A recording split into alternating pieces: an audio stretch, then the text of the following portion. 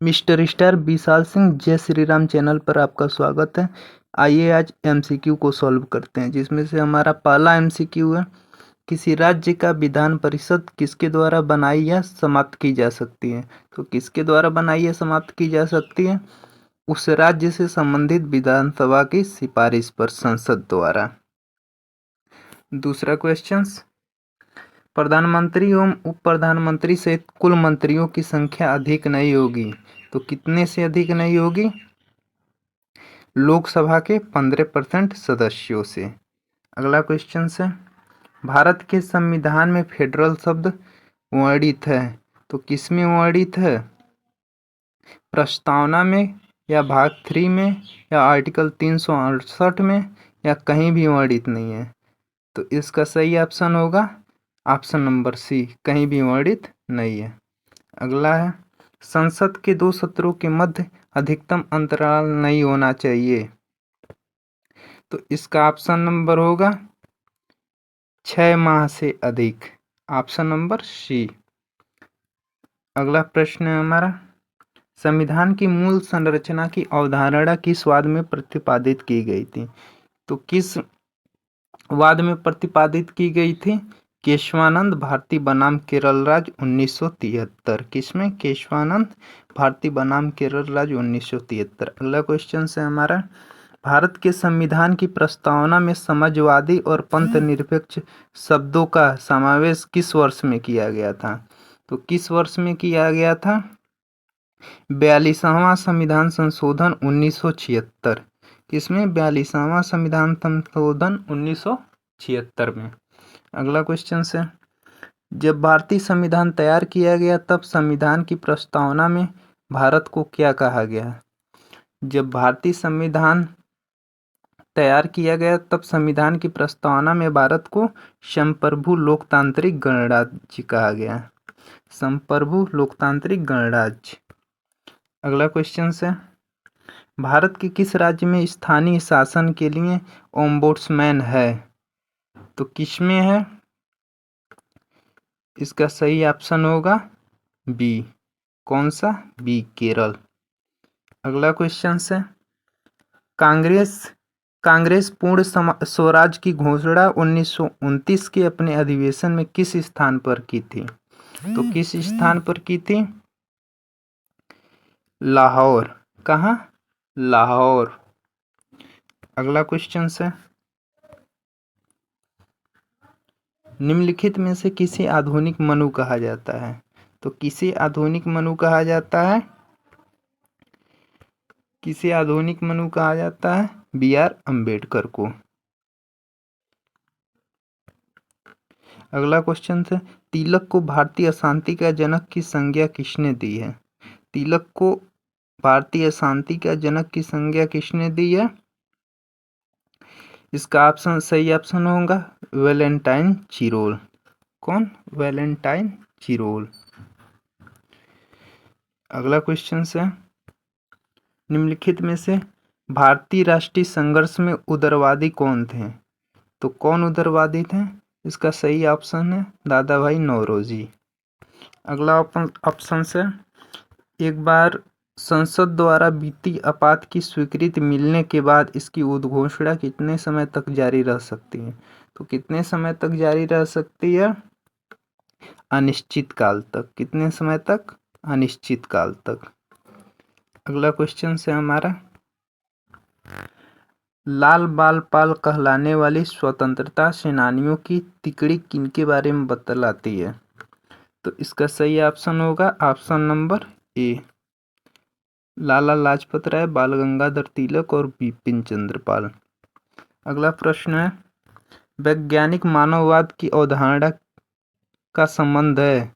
तो वैज्ञानिक मानववाद की अवधारणा का संबंध किससे है?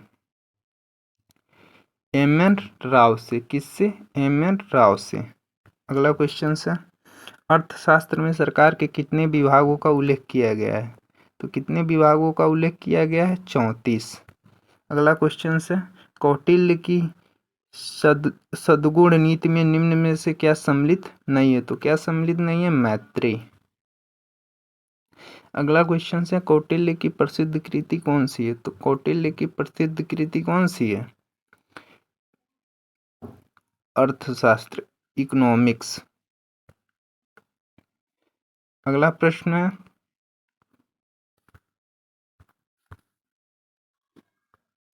गांधी विश्वास करते थे, तो गांधी किसमें विश्वास करते थे? साधन और साध्य दोनों न्याय संगत होने चाहिए। अगला प्रश्न है मार्क्स का कम्युनिस्ट मैनिफेस्टो प्रकाशित हुआ था, तो किस में प्रकाशित हुआ था? 1848 में। अगला क्वेश्चन से मार्क्स के अनुसार सर्वहारा की तानाशाही व्यक्त करता है, तो सर्वहारा की तानाशाही क्या व्यक्त करता है? सर्वहारा की तानाशाही एक अल्पकालीन राज्य को व्यक्त करता है। अगला क्वेश्चन है हम बेंथम से लेकर आज तक होने वाले ऐसे किसी वैधानिक सुधार को नहीं जानते जिस पर उसका प्रभाव न पड़ा हो, यह कथन किसका है? तो ये कथन किसका है? ये भी कथन किसका है? हेनरी मैन का। अगला क्वेश्चन है निम्नांकित में से किसने राजनीतिक हित के लिए एक व्यक्ति एक वोट के सिद्धांत को प्रोत्साहित किया? तो किसने प्रोत्साहित किया? 23 का ऑप्शन नंबर होगा जेरमी बेंथम। एक व्यक्ति एक वोट। और जेएस मिल बहुल मतदान प्रणाली के समर्थक थे। अगला क्वेश्चन है द फिलॉसफी ऑफ राइट किसके द्वारा लिखी गई है? तो फिलॉसफी ऑफ राइट किसके द्वारा लिखी गई है? हेगल के द्वारा। अगला क्वेश्चन है किस विचारक ने महिला मताधिकार का प्रयत्न समर्थन किया? तो किसने समर्थन किया महिला अधिकार का प्रबल? जेएस मिल। अगला क्वेश्चन है राज्य पृथ्वी पर ईश्वर का अवतरण है, यह किसने कहा था? यह हेगल का कथन है। अगला क्वेश्चन है निम्नांकित में से कौन एक सामाजिक अनुबंध विचारक नहीं है? तो कौन नहीं है? क्वेश्चन नंबर 27 का Immanuel Kant, option number A. Kautilya के लिए रूपदर्शक की अवधारणा का अर्थ है, तो इसका क्या अर्थ है? सिक्कों का निरीक्षक, option number C. Two treatises on civil government की रचना जॉन लॉक द्वारा की गई पहले ट्रीटाइज का प्रतिपाद्य विषय क्या है? तो क्वेश्चन नंबर 29 का क्या आंसर होगा? Option number D, Robert Filmer की आलोचना। समान इच्छा की अवधारणा क्या है? तो समान इच्छा की अवधारणा क्या है? गुणात्मक अवधारणा। अगला क्वेश्चन है लाक की प्राकृतिक अवस्था थी, तो लाक की प्राकृतिक अवस्था कैसी थी? पूर्व सामाजिक या पूर्व राजनीतिक या समाजवादी या ऐतिहासिक? तो कैसी अवस्था थी? पूर्व राजनीतिक। अगला क्वेश्चन है लाक के समझौता सिद्धांत में पहला समझौता संपन्न होता है, तो पहला समझौता किसमें संपन्न होता है? लोगों में आपस में, ऑप्शन नंबर ए। अगला क्वेश्चन है किसने कहा कि व्यक्ति का जीवन एकाकी शूद्र घिनौना पशुवत और अल्प है? या किसने कहा था? इसका सही आंसर होगा बी, कौन? हॉब्स। प्राकृतिक अवस्था वाले मनुष्य को आदर्श बर्बर की संज्ञा किसने दी? तो प्राकृतिक अवस्था वाले मनुष्य को आदर्श बर्बर की संज्ञा रूसो ने दी थी। थॉमस हॉब्स जो हैं वो मनुष्य को कानूनों की चुप्पी के रूप में वर्णित करते हैं। जॉन लॉक जो हैं उदारवादी के जनक हैं, उदारवादी विचारधारा के जनक, उदारवादी विचारधारा के जनक। अगला क्वेश्चन है किसने कहा कि राज्य केवल समुदायों का समुदाय नहीं है, यह एक सर्वोच्च समुदाय है? यह किसने कहा था? यह अरस्तु ने कहा था। अगला क्वेश्चन है यह किसका कथन है? संविधान सभा अनिवार्यतः एक दलीय देश में एक दलीय निकाय थी, वह सभा कांग्रेस थी तथा कांग्रेस ही भारत था। यह किसका कथन था? तो क्वेश्चन नंबर 36 का क्या आंसर होगा? Granville Austin's, option number C. अगला क्वेश्चन है किसने कानून को उच्चतर द्वारा निम्नतर को दिए गए आदेश के रूप में परिभाषित किया है? तो किसने किया है? बेंथम ने। किसने किया है? जॉन ऑस्टिन ने। किसने? जॉन ऑस्टिन ने। अगला क्वेश्चन से कम्युनिस्ट मैनिफेस्टो में लिखा गया है। तो कम्युनिस्ट मैनिफेस्टो में किसके द्वारा लिखा गया है? कार्ल मार्क्स और एंजिल्स दोनों के द्वारा। दोनों प्रारंभ में मित्र थे। मानव विवेक में आस्था निम्न में से किस विचारधारा में है? तो किस विचारधारा में आस्था है? क्वेश्चन नंबर 39 का क्या आंसर होगा? बी, उदारवाद। उदारवाद। अगला क्वेश्चन है क्वेश्चन नंबर 40। वैज्ञानिक व्यक्तिवाद की अवधारणा का विकास किसने किया था? तो वैज्ञानिक व्यक्तिवाद की अवधारणा का विकास स्पेंसर ने किया था। किसने किया था? स्पेंसर ने। अगला, निम्नलिखित में से किसने प्रत्यक्ष प्रजातंत्र का समर्थन किया? तो किसने प्रत्यक्ष प्रजातंत्र का समर्थन किया था? Question number 41। किसने किया था? रूसो ने। अगला क्वेश्चन से आधुनिक दल व्यवस्था का उद्भव सर्वप्रथम हुआ था। तो आधुनिक दल व्यवस्था का उद्भव कहाँ हुआ था? संयुक्त राज्य अमेरिका में। अगला क्वेश्चन से कैबिनेट मिशन योजना के अंतर्गत संवैधानिक सभा के चुनाव आयोजित किए गए थे। तो संवैधानिक सभा के चुनाव कब आयोजित किए गए थे? जुलाई 1946 में। जर्मनी में हिटलर ने किस प्रकार के शासन की स्थापना की थी? तो किस प्रकार के शासन की स्थापना की थी? तानाशाही। राजतंत्र किस किस समय की व्यवस्था है? तो राजतंत्र जो है वो लॉक का जो व्यवस्था था वो राजतंत्रात्मक था। अगला क्वेश्चन है कौन सी सरकार को उत्तरदायी सरकार के रूप में भी जाना जाता है? तो कौन सी सरकार को उत्तरदायी सरकार के रूप में भी जाना जाता है? संसदीय। अगला क्वेश्चन से कानून का सर्वमान्य स्रोत क्या है? तो कानून का सर्वमान्य स्रोत ऑप्शन नंबर 46 का क्या होगा? ऑप्शन नंबर डी, विधानमंडल। अगला क्वेश्चन है संप्रभुता का बहुलवादी सिद्धांत सर्वप्रथम किसके द्वारा प्रतिपादित किया गया था?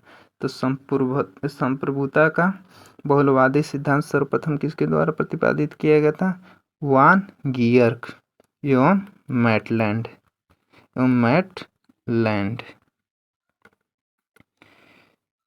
अगला, बहुदलीय व्यवस्था में नहीं पाई जाती है। तो बहुदलीय व्यवस्था में क्या नहीं पाई जाती है? बहुदलीय व्यवस्था नहीं पाई जाती है। तो बहुदलीय व्यवस्था कहाँ नहीं पाई जाती है? Question number 48। क्वेश्चन नंबर 48 का क्या आंसर होगा? क्यूबा। अगला क्वेश्चन है संप्रभुता के एकल सिद्धांत का प्रतिपादन कौन किया? संप्रभुता के एकल सिद्धांत का प्रतिपादन जॉन ऑस्टिन। अगला क्वेश्चन है स्वतंत्रता पर 4 निबंध 4 एसेज ऑन लिबर्टी नामक पुस्तक किसने लिखी? तो किसने लिखी? ईसा बर्लिन ने। किसने? ईसा बर्लिन ने। अगला क्वेश्चन है वितरणात्मक न्याय के सिद्धांत का प्रतिपादन किसने किया? तो किसने किया था? अरस्तू ने। अगला क्वेश्चन है राज्य के विकास को सही कालक्रम में व्यवस्थित कीजिए। तो इसका कोई ऑप्शन है 1 3 2 4। तो इसका सही ऑप्शन क्या होगा?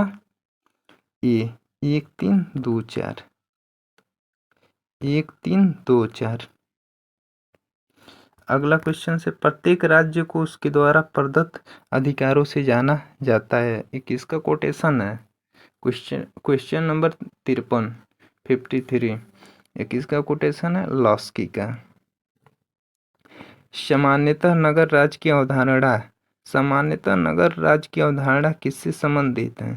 तो किससे संबंधित होगा? प्राचीन यूनान से। किससे? प्राचीन यूनान से। अगला क्वेश्चन से निम्न में से किस विद्वान ने समाज को ईंट तथा राज्य को सीमेंट कहा था? यह किसने कहा था? क्वेश्चन नंबर 55 आशीर्वादम ने। अगला क्वेश्चन से राज्य के स्वरूप के बारे में निम्नलिखित में से कौन सही है? राज्य अपने में एक साध्य है, राज्य साध्य का एक साधन है, राज्य साधन और साध्य दोनों है, राज्य न साधन है न साध्य। तो इसका क्वेश्चन नंबर 56 का सही ऑप्शन होगा क्या?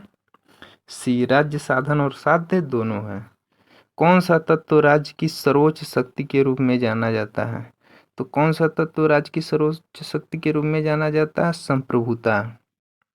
कौन? संप्रभुता। अगला क्वेश्चन से,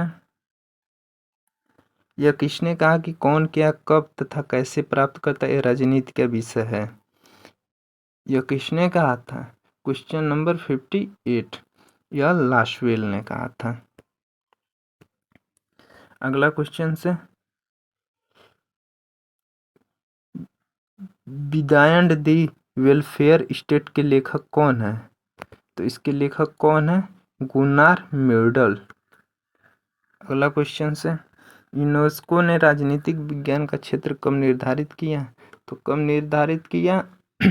1948 में। अगला क्वेश्चन से, राजनीतिक विज्ञान सामाजिक विज्ञान का वह अंग है जो राज्य के आधारभूत तत्वों तथा शासन के सिद्धांतों का विवेचन करता है। यह परिभाषा किसने दी? तो यह परिभाषा किसने दी थी? पॉल जेनेट ने। किसने? पॉल जेनेट ने। अगला क्वेश्चन से, राजनीतिक विज्ञान सामाजिक विज्ञान का वह अंग है जो राज्य के आधारभूत तत्वों तथा शासन के सिद्धांतों का विवेचन करता है। यह परिभाषा किसने दी थी? यह रिपीटेड क्वेश्चन है, पॉल जेनेट। अगला क्वेश्चन से, संसदीय सरकार के तहत राज्य का प्रधान होता है? तो संसदीय सरकार के तहत राज्य का प्रधान कौन होता है? संवैधानिक प्रधान। कौन? संवैधानिक प्रधान। तो आज के लिए इतना ही पर वीडियो को समाप्त करते हैं। मिलते हैं पार्ट नंबर 2 में।